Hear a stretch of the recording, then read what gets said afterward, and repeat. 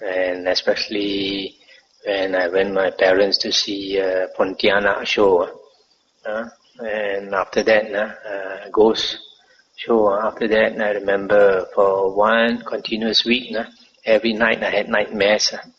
So after that, I'd be afraid of dark places. But after I became a monk, then I went to Thailand in 1986. After 1 year in Thailand, I came back to Malaysia.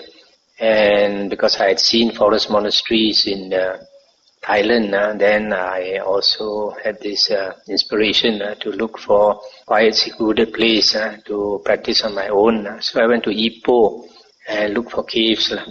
I went to many caves. I found that all the beautiful caves were taken up by people. So some devotees started to look for a cave for me. And they found one suitable cave behind Simpang Polai. But it was a very dark cave, totally dark, very dark. So when I first went into that cave, I dare not stay inside. So I had to stay at the entrance there, actually the back entrance. I stayed in a higher place outside where it was bright. I stayed 2 nights there.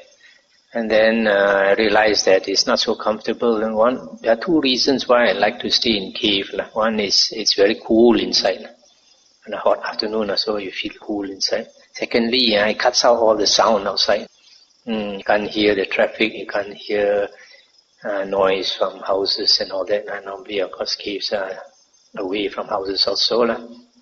So the first 2 nights I stayed at the rear entrance, at the elevated place. Then I realized that it was not so comfortable because in the afternoons it'd be warm. The warm air will come, so it's not conducive for meditation.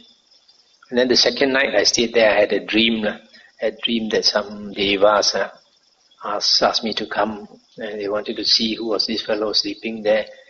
And then I went to their presence and I saw about 5 devas, and one of them was seated, the others were standing, and they all looked very, very, very nicely and very nicely dressed. They were like Indian devas. So the leader was seated. So when I went to their presence, they looked at me, and I looked at them. And after that, when I looked at myself, I found that I was exactly like them, like a deva. I was dressed up like a deva. Then I woke up. Then I realized they were trying to tell me, they accept me as a member, that if I stay inside the cave, there'll be no problem. Then after that, I moved into the cave. I moved in that cave, and then I stayed there for 4 months. So after 4 months, I got used to dark places. I got no more fear of dark places.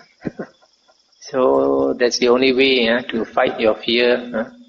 So similarly, to fight our weaknesses, sometimes we have to bash it head on.